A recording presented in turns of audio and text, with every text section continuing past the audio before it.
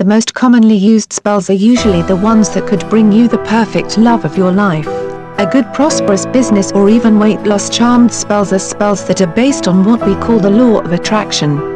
It is the metaphysical law wherein physical existence originates in the astral plane, or the non-physical. You can use the help of symbols, herbs, crystals, colors, candles and other items to create and develop your very own desired effect around yourself in the astral in such a way to cause it to materialize in reality. This will help correlate to the purpose of the charmed spells that are being cast. In cooking, it is a standard operating procedure to write down your own recipe as you cook it. It is the same in spell casting.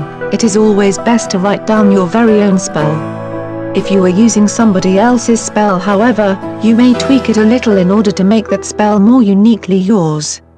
You can switch an herb for another that will more or less have the same effect, or you can change some words in the incantation to again make the charmed spells more unique.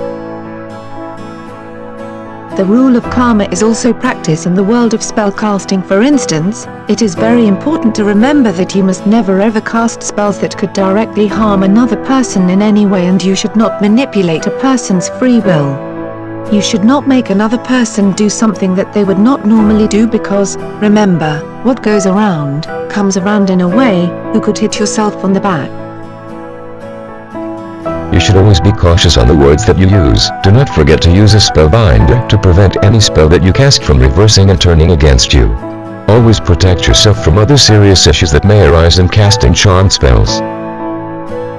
Some of us are misguided when it comes to how a spell could particularly work.